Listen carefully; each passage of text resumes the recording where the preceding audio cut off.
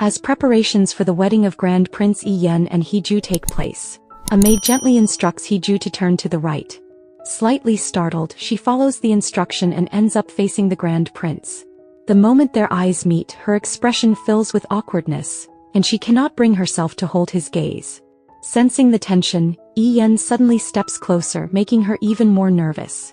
When his hand moves toward her, she stiffens in embarrassment and hesitantly asks what he is doing. Calmly, he tells her to stay still, then carefully adjusts a strand of her hair caught in the collar of her hanbok.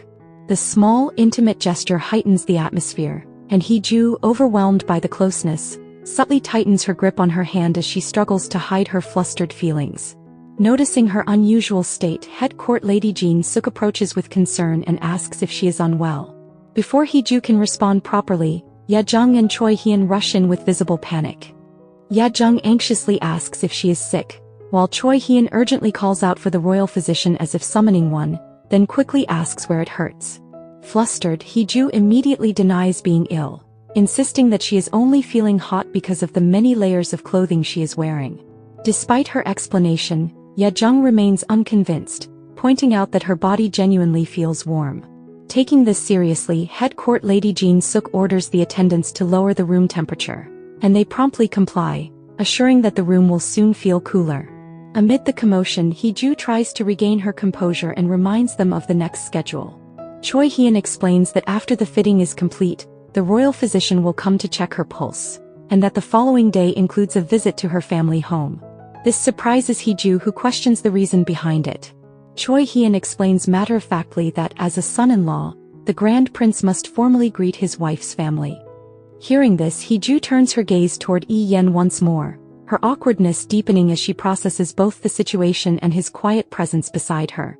Yejung, who was initially so convinced that the chances of Grand Prince Yen and Heju falling for each other were zero, instead senses an unusual tension between them. She begins to suspect that something feels excessive, leading her to guess that they might be falling for each other. It becomes increasingly clear to her, making her speculate that they actually look like they have just started dating. Furthermore, Grand Prince Yen subtly implies that this time he can no longer control his desire when he is with Heju.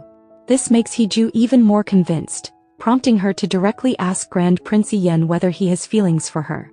When Queen Dowager Rang becomes increasingly certain that she can never join forces with Grand Prince Yen after he holds her weakness, the fact that she amended his brother's will in the past, in which the late king wished for Yen to ascend the throne, it seems that the conflict between them will deepen as Queen Dowager Rang appears to be willing to do anything to secure her son's position. Even so, doubt begins to surface within her as she questions whether Grand Prince Yen truly possesses any evidence, leaving us wondering if Queen Dowager Rang is connected to the fire that appeared to have been deliberately set back then. With Heju standing by Grand Prince Yen's side as his weakness, it makes her easily within reach of them.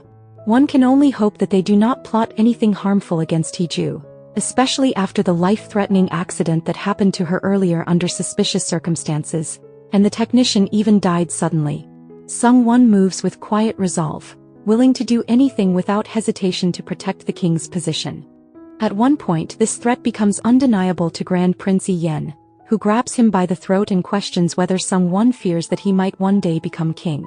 On the other hand, after Queen Dowager Rang previously notices Jung-woo's one-sided love as he quietly steals meaningful glances toward Heju, her words to him carry a deeper implication. She assures Jung-woo that she will wait until the day he can no longer restrain himself. This leaves us wondering whether what Queen Dowager Rang truly means is the moment when Jung-woo can no longer hold back from exercising his veto power to forbid the marriage between Grand Prince Yen and Heju, especially if Heju lies to him and it turns out that her feelings have changed and she genuinely comes to love Grand Prince Yen, which ultimately nullifies his support for Heju's plan.